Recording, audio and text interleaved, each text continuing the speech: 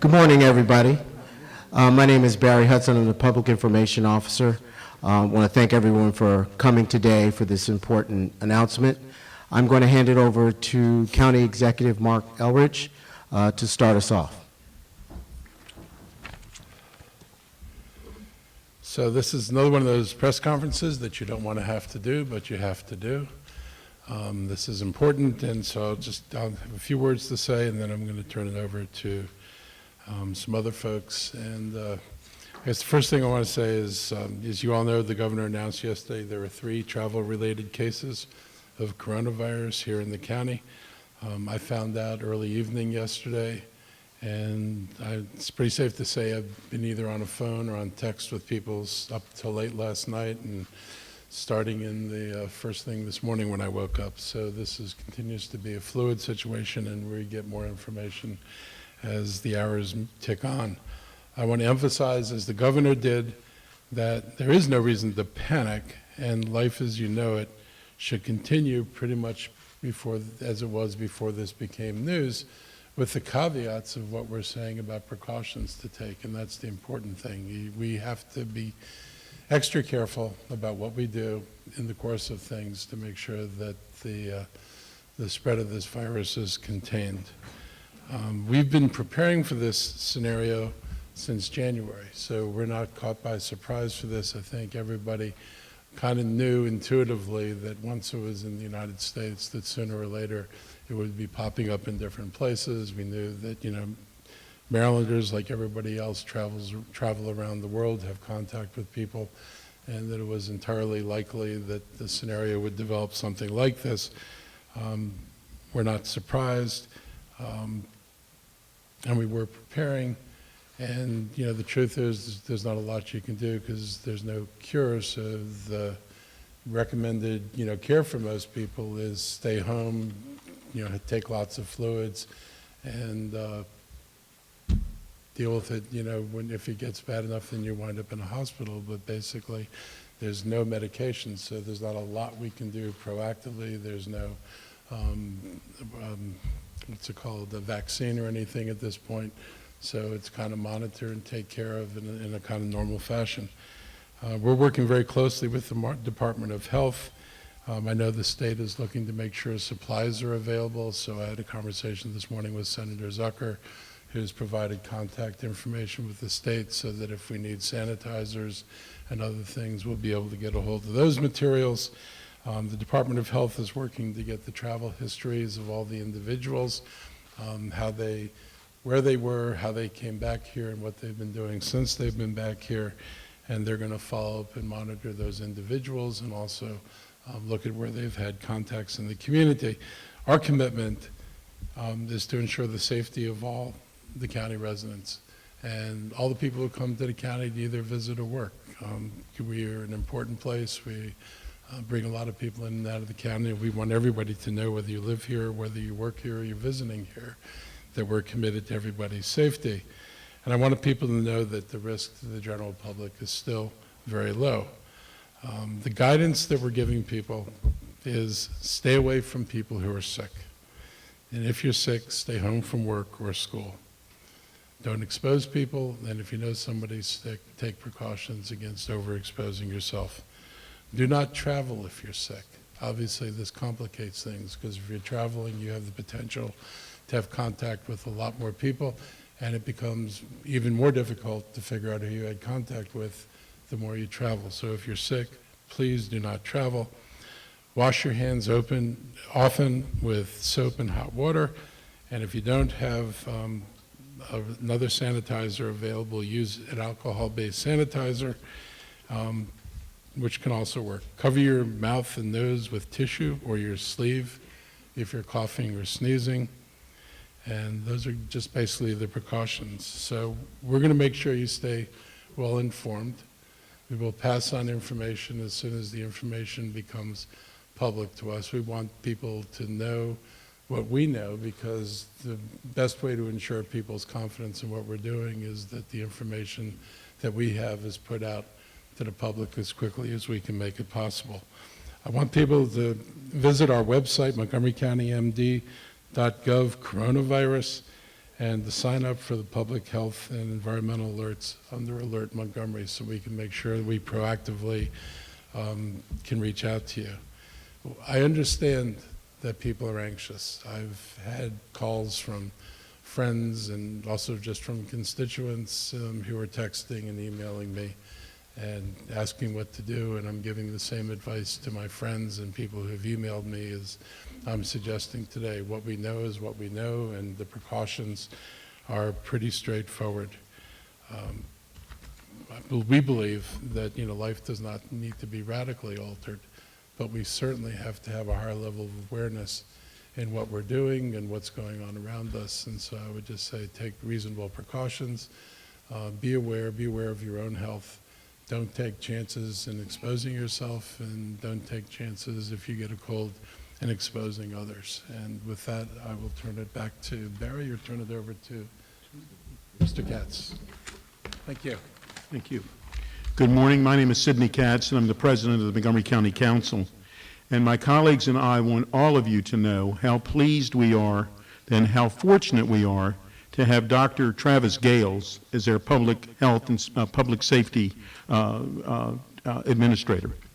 The public health and public safety teams have been working so diligently during this evolving public health issue, as well as their partners at the state and federal level. We are all working together.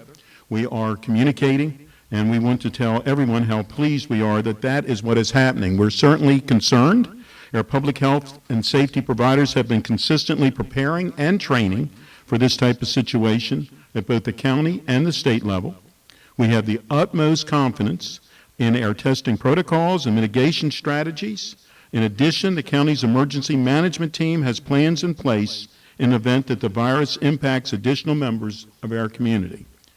We want to make it clear that this is not a crisis. Community members should not panic, but instead prepare as you would for any event that may keep you at home for 2 weeks. This means doing things like making sure all your medications are up to date, having non-perishable food items in the home, and making contingency plans in case you or a loved one needs to work from home. We ask all of our residents to stay informed and to contact your health care provider. If you have traveled internationally and have a fever, call for shortness of breath. Individuals can also contact 311 for assistance. And we all want to stress, and we're about to hear from from literally our expert in Montgomery County, Dr. Travis Gayles. But we want everyone to know that they have been working on this, they have thought this through, and they're going to keep our community safe. Thank you very much. Good morning, everyone. Before we delve into specifics about the cases that have been mentioned and the governor announced last night, I'd like to speak to the folks at home watching on TV, because I feel like as part of the conversation that we've been having, we've been talking a lot about numbers, we've been talking a lot about viruses and all those kinds of things, but we haven't really created space to talk about it and address the fears and anxiety that folks have. So I want to place this here and let folks at home know that we understand that, we take that in, we don't dismiss that, and we factor that into the decisions we make in terms of the next steps that we need to take. So we don't only just think about a clinical perspective or an epidemiologic perspective, we also think about the anxiety that it brings in terms of something that's new, that we've never seen before. We also recognize that there are a host of other fears and concerns as well related to how I access healthcare and who is a trusted source of information. Particularly in this age where there are all sorts of information that can be gathered from social media, so on and so forth. So we want you to understand that we are working hard. The frontline staff who is executing a lot of the plans that we're discussing and talking about are dedicated, they're brilliant, they're experienced, and they're working hard to make sure that we deliver the information to you in a timely manner, making sure that it's accurate, it's comprehensive, and it addresses the concerns that you have. So as best as you can, to the 1.2 million residents of Montgomery County, I want you to feel that you can trust us and understand what we're providing you as transparent information to address your concerns, and trust the efforts of those who are on the front lines executing their jobs on a daily basis. Now, as has been mentioned, we train for this, we practice, we prepare for this, we have exercises, but there's never anything but the adrenaline that comes when you have the reality of it. And we recognize that adrenaline does also bring up a lot of questions and concerns. And I want to highlight the numerous resources that we have, including the county website, as well as the state website and the CDC website, that provide evidence-based, factual information to guide and address a lot of the potential concerns that you have. I know this is going to be tricky because, again, we're going to throw out a lot of different terms. So before we delve into that, I want to explain a couple of those to make sure you get an understanding of the different terminology. Now, the governor's office declared a state of emergency. What does that mean? Does it mean panic, and so on and so forth? And in actuality, we at our command center in the Public Health Emergency Preparedness Services team are moving to an active status. So what does that all mean? Does that mean, we're going to see an uptick in cases right away? So when we talk about declaration of emergency, those terms are most influential when helping activate staff. So making sure we have adequate staff to staff all of our centers on a 24/7 basis. So when you're calling in our call centers, making sure there's someone there who's trained and knowledgeable to be able to give you the right answer. We recognize that we have some work and are working on addressing the ability to make sure all of those capabilities are accessible by language, different languages, to address those concerns. So we're working on that and making sure that that is available and up and running fully. And so that has to do, when talking about emergency, that has to do with mobilizing staff, being able to mobilize funds to be able to pay for all of these different resources. So that's what that term is focused on. And when I talk about us moving to active status, it has to do with we're staffing up to be able to make sure that we are able to meet the needs of the community and address your concerns, and hopefully take a more proactive stance in terms of preventing potential cases, new cases in the future. So a couple of other terms I want to throw out is we're going to talk about incubation periods. So when you've heard it related to COVID-19, we're not talking about coronavirus anymore. We're talking about the specific name of the illness, COVID-19, because as some of you know, coronavirus refers to a whole family of different viruses, including the common cold. And so within that, there's a full spectrum of severity of illness within this family. So as it specifically relates to COVID-19, we have seen COVID-19 hit a lot of different countries, and the number of countries affected are increasing, and we're getting updates on a daily basis. And we've seen a number of cases pop up in the United States. When we've seen those cases, there are some differences within that, and I want to make sure that everybody understands. There's differences in terms of how they're transmitted. So, as the cases are here in Montgomery County, which I'll talk about in a few seconds, those 3 cases are travel related. They're related to individuals who travel to an area where they were exposed to COVID-19 and came home infected with the virus. That's different from community transmitted, which we have seen in the most recent cases in Washington and Northern California. Community transmission means that an individual who had no travel history or didn't have any significant risk based upon being exposed to someone else with a significant travel history got sick and got the illness in some way, shape, or form. And that's probably our most concerning level of transmission because we don't have an active source that we can point to that caused those cases. I want to be clear, as best as we know today, based upon the clinical data and the epidemiologic data that we have available, we don't have any cases of community transmission within our community. Everybody clear on that?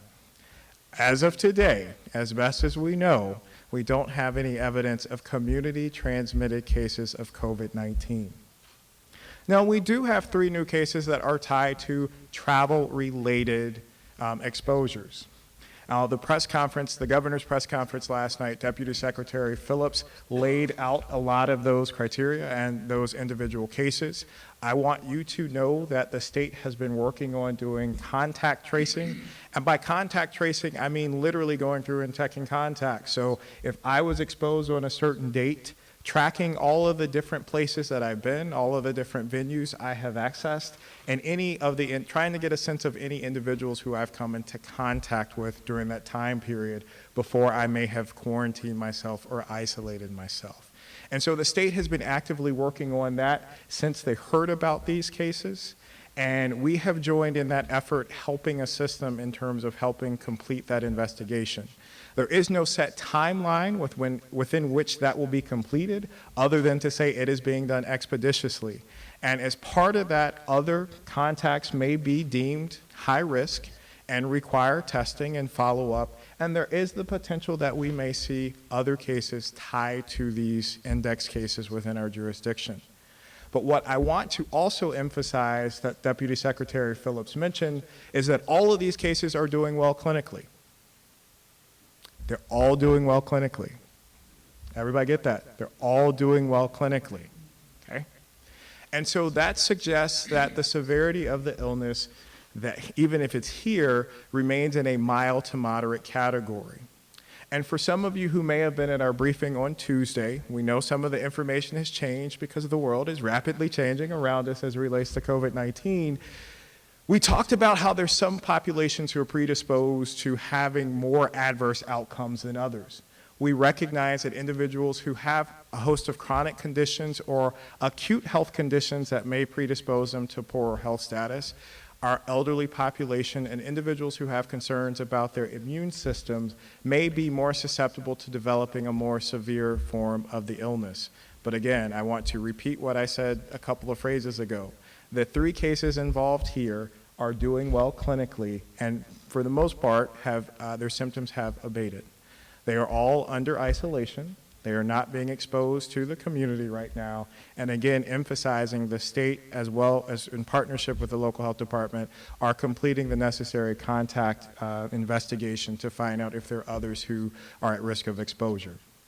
So those are the cases that were mentioned last night. We have been in close communication with the state and talking back and forth and gaining more information. At this time, based upon the total and some of the information we have available, including clinical data, epidemiologic data, as well as any other anecdotal data that's relevant to the situation, we are not recommending any large-scale closure of any of our government buildings, facilities, including schools. What we are recommending to folks, as has been pointed out by the county executive and Council President Katz, is to continue to do the precautions that we have listed before. Washing your hands thoroughly, washing surfaces. If you are symptomatic, staying home from school or staying home from work. One other thing that came up in a meeting this morning that I want to highlight, and I'm very thankful that was part of the discussion, is this notion of travel. So travel itineraries are being updated on a daily basis. We see countries added to the list from the federal perspective in terms who's level 4, level 3, level 2, level 1. What that means is the government has determined that based upon the information they have, the number of cases and the level of disease in those particular areas, those places are being designated high risk, low risk, medium risk. And those advisories are what are used to advise you, should you be going to any of those destinations, such as in several weeks over the spring break period. So while there are very limited and few travel bans to certain places, be mindful of that. And it would be a good idea to look into those travel warnings for international places, but also be mindful on a domestic level as well. There is no current guidance, and we haven't put out any guidance from a jurisdiction perspective. We're thinking about that and looking into that in terms of saying you shouldn't go to this place or that place. But it would be mindful and important to start thinking through that as you make your travel plans or think about that over the next several weeks. So stay tuned for those types of announcements. So no large global recommendations beyond that. Again, all of this is subject to change. And the last thing that I would ask for the public at home, in addition to trusting us and hopefully taking our sense of calm and hopefully addressing some of your anxious energy, is to be patient in some situations. Again, our task is to get information out as quickly as possible. But our task is also to make sure that information is accurate, it is comprehensive, it is thoughtful, it is disseminated in a way that is easily understandable, and that doesn't always happen right away.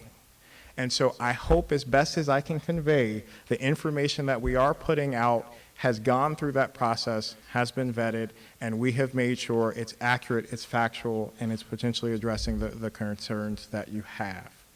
So I think that's a summary of the cases and a summary of where we are in terms of investigating those cases, as well as larger options and actions that we'll take. Again, just to remind you that we are nimble and flexible as best as we can, and those recommendations are subject to change dependent upon the information that we gather from the investigations. Thank you.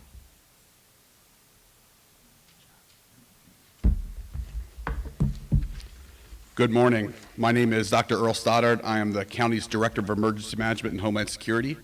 I want to thank Dr. Gayles for a wonderful overview of the current situation. I do want to highlight a few things that the county is actually doing actively to prepare for and respond to this particular event. And I should start from a little bit of history. We've been preparing for potential public health emergencies for a very, very long time in Montgomery County. We have a very dedicated public health emergency preparedness and response team within our Department of Health and Human Services. We also have a very robust emergency management team and emergency management group. And when I say emergency management group, that is actually defined as the entirety of our collaborating and supporting partners, both within county government and external partners like our hospitals, our nonprofits, and others. As it relates to this COVID-19 issue, we began coordinating with the health department and our colleagues in our emergency management group in January. We were early on in this, and we recognized that it could be a potential issue, so we started sending credible, factual information to our partners so that they understood. Beginning last week, we recognized that there was a clear escalation in what was happening both internationally and within the United States. And so we began a series of actions that were targeted towards increased collaboration and cooperation between our emergency management group partners and our local Department of Health and Human Services. Starting last Friday, we began the series of weekly calls that included partners like our school system and others to make sure that everyone was ready for two sides of this response. First, we have our Health and Human Services response that's coordinated state, federally, and locally to focus on the public concerns and responding to potential cases like we've seen happen yesterday. The other side of it is we need to make sure that we have a continuity of our operations and continuity of our government to make sure that the essential services that we provide to our residents can stay in place as unfettered as possible. Our goal has largely been to focus on making sure that we can set up situations and keep our facilities safe, our employees safe, and make sure that we're ready to both support the health department's response, but also keep our businesses, our facilities open and operating in absolutely the same fashion that people should expect them to be. So that's been a large focus of what we've done in the last week. I want to highlight, we began coordinating both with the state emergency management office as well as our colleagues in the National Capital Region several weeks ago. We've had ongoing series of calls. Even yesterday, we had a call with our emergency management colleagues from across the state to coordinate this before we knew that we had these cases coming down last night. And so that is a very robust system, and it's a system that has been built over years of trial and error, and we expect that it will operate successfully for this event. We believe that Montgomery County is ready for this new challenge. We aren't glad to be facing it by any stretch, and we know the concerns that are out there within our public, but we believe we have a robust system of partners who are very committed to providing services to our residents, and they will succeed in providing services even during these trying times. Thank you. We'll take some questions. Dr. Gayles, if I could just throw three, because they're all related as regards to these incidents that are occurring now. Do you have testing capability as you begin to do the testing capability you need as you begin to do the investigation?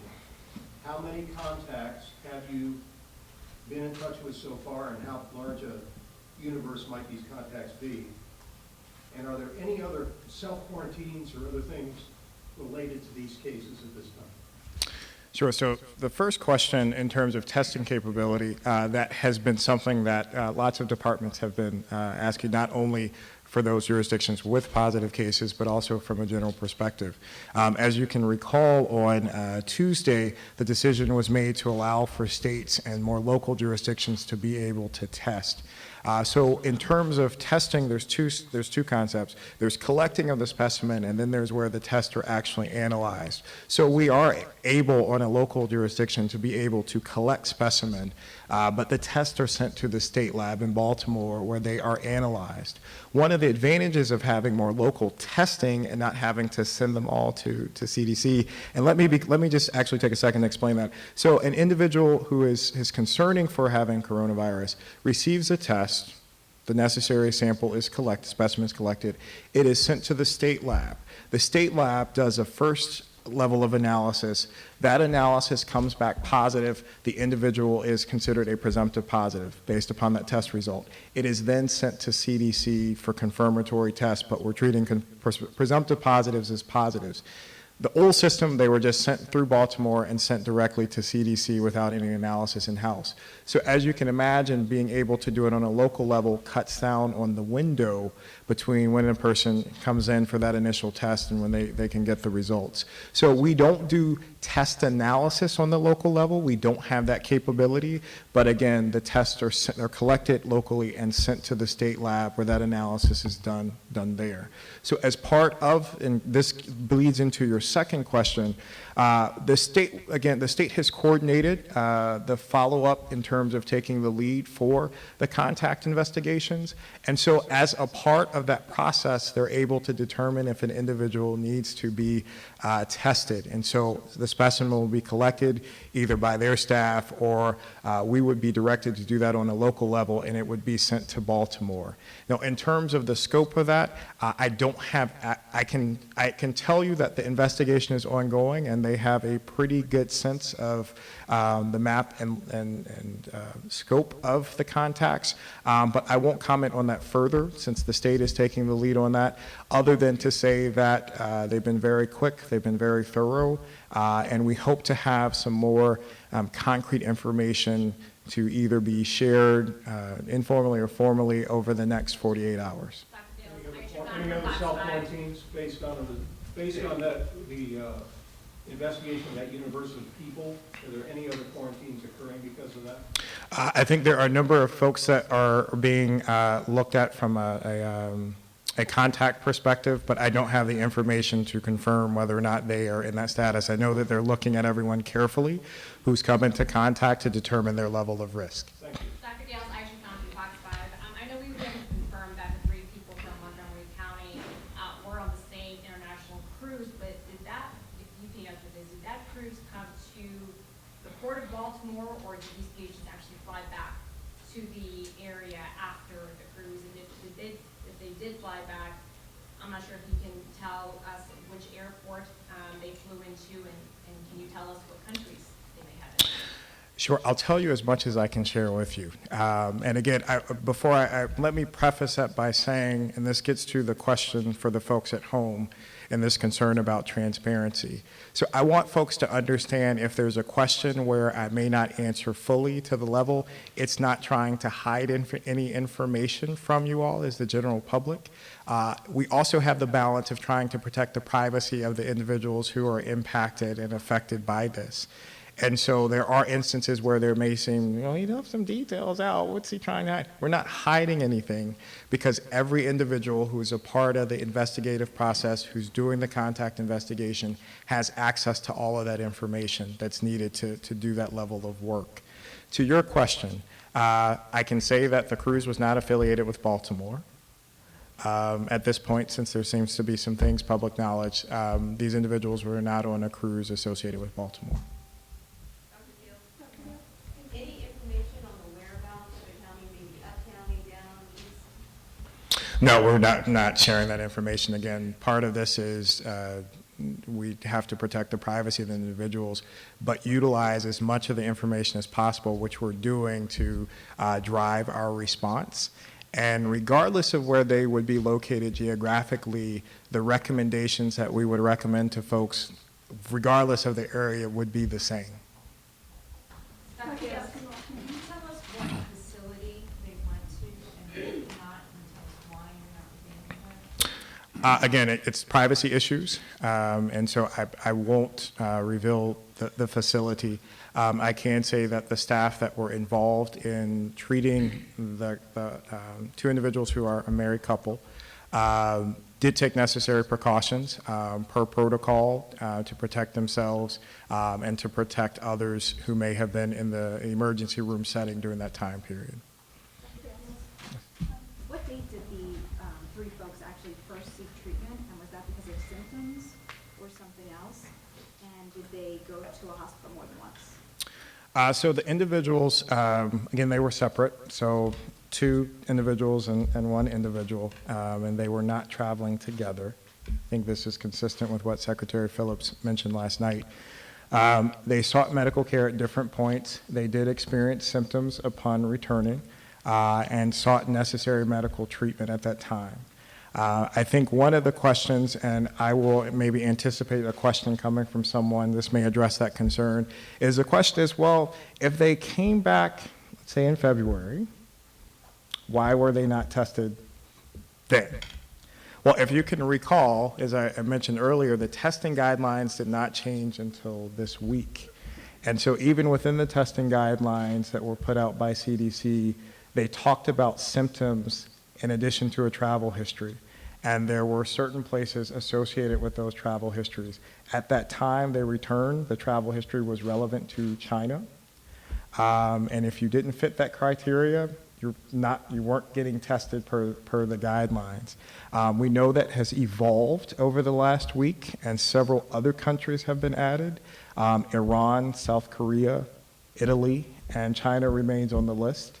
And that speaks to a question that we will have to be very candid about in terms of really getting an assessment in terms of who really is considered at risk, because you may have traveled to a country and come into contact with someone from one of those other countries, or you may have traveled to a country that isn't necessarily on the list right now. So we have to be more mindful of that and more thoughtful in terms of doing a deeper dive in terms of the histories when we're talking to patients and asking additional questions to be able to assess whether or not someone is truly at risk. Dr. quick follow-up. So from the time that they returned home to the time they were quarantined, did the 3 individuals go about regular activity? And could you give a sense of what their schedules were like? Where do they go to supermarkets? Do they go to church? So I'm not privy to all the specificity of that. I can comment to say that there was some level of normal activity. In one instance, I think there was a recognition that they were all not feeling well, so activities were limited in terms of not going to work and things like that. So again, Either the couple, was this a couple or the individual? in both cases, And again, I have some information related to what they found so far in the contact investigation. And what I can say is so far is that we're looking into specific instances where they may have had contact with others. But as best as I can surmise from that summary, there was very limited interaction with school-age children in terms of that as a potential concern, obviously for kids in the school system. And were they going to work, sorry, you mentioned? No. How long will they be in isolation and when will they be cleared? So it will depend on their individual clinical situations. I'd be hesitant to comment further without knowing their specific clinical data. But what I can say, again, definitively, and the Secretary emphasized this last night, is that they have all responded well clinically. And this is important given we have talked about how if you are older, you may be at risk. And so in both instances of the couple and the other individual, they have convalesced well and are, for the most part, I won't say entirely, but for the most part, asymptomatic and doing well clinically. Doctor, as a local and state official, do you have any thoughts for the CDC, for instance, about expanding the testing protocols at this time? Do you think that they might already expand those? As a local official who has to deal with this on the ground. Well, I think those of us in public health recognize the value of utilizing testing to get a full sense of the entire scope of a particular condition. As we're finding out and has been discussed by others here today and has been talked about on the news, is we don't necessarily have a fully accurate picture of what the true incidence is, considering the testing was limited from a travel perspective. So those of us on a local level do applaud being able to, one, have increased capabilities and access to tests and getting results in a timelier fashion, as well as welcome the opportunity to expand and explore how we can tinker with the algorithm to make sure that we're not missing any other cases that could potentially not be tied to those specific travel histories. When you talk about specimen collecting, are you saying like just a regular strep throat kind of thing, or is this a major specimen collecting? So it involves potentially expressing sputum and nasopharyngeal swabs. And when collecting those, it's best to do those in controlled environments, so with negative pressure rooms, because as you can imagine, if a person is positive for the condition and it's respiratory spread and you're expressing that into the air, it could potentially get in ventilation. So it's important to make sure that the tests are collected in proper environment. So to the question of being able to test locally, it's not just a question of everybody can go through and get a test. It's making sure that the right precautions are put into place when the specimen is collected to protect the individual and protect other people. Dr. Gayles, Chris Gordon, NBC4. You said that these individuals had limited interaction, and then could you clarify, did they have interaction with school-aged children?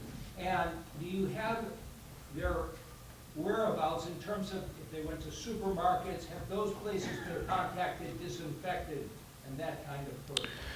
So to reiterate, the state is leading that process, and they have those specific details. I don't have all of the ins and outs of their itinerary since they returned. My perspective is giving more global updates in terms of kind of summarizing what has been shared with our team. But as best in terms of summary, there was nothing to jump out in terms of suggesting extended or more than minimal at all contact with school-age children. Dr. Gayles, can you say anything else about the CDC team on the ground here? How many people are here? What sort of work are they doing? And is it sort of a roving team that does this kind of work? So the CDC has a robust cohort of public health professionals that are staffed anytime there's an outbreak. They have their day jobs, and then if there's an outbreak of a situation, they're dispatched through the medical corps and the public health corps. So we have a concentration of those just by virtue of where we're located, our proximity to NIH and a host of other government entities. So we have a cohort of those here naturally. We don't have any deployed within our local health department at the moment. There are some working at the state level. And that's something that could potentially see an increase in as the days move forward as we find out more information. What is being done to protect the homeless people in Montgomery County? So we have identified a couple of groups that we consider to be highly vulnerable. In addition to those, based upon the physiologic conditions that I laid out in terms of age, immune status, those kind of things. But two other areas where we're prioritizing are our nursing homes and long-term care facilities, because as you see in the state of Washington, there's a cluster outbreak there associated with a long-term care facility, again, based upon the medical condition of most of the residents there. But then the other group are folks who are our homeless population. So we're working very closely as a part of Department of Health and Human Services. We have the Services to End and Prevent Homelessness, who work on these issues every day, but we are working with them to provide training for their staff as well as information to shelters and community organizations so that they, one, are aware of the resources on a county level. They're aware of the opportunities for us to be able to step in and assist them, but also providing some of the basic information to their clients to understand what their risks may be, recognizing that they may not be sitting at a TV looking at the press conference or getting an email update. So we've been working on that over the last week to make sure that information is readily available to those organizations. And the Services to End and Prevent Homelessness leadership team has been crafting a continuity of operations plan specifically for their internal group, but also for the external vendors and partners we have in that space. I commend this county executive for letting you speak.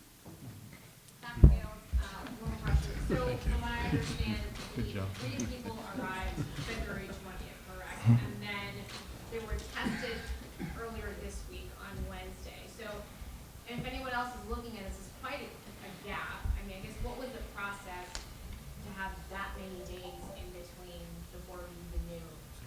We have these really difficult Yeah. steps. So it goes back to the testing guidelines, and as again, we're coming in, and getting information secondhand. So I cannot comment on the initial conversations that happened from a federal and state level. So I just want to make sure everybody's clear on that. But I would like to commend the healthcare providers who have been a part of each set of circumstances because they followed the guidelines that they have. So there was not. I want to make sure folks understand there wasn't any negligence or dereliction of duty on their part. They followed the CDC guidelines at that point in determining who was considered to be high risk based upon their particular histories. And so based upon those criteria, they were screened appropriately during that time period.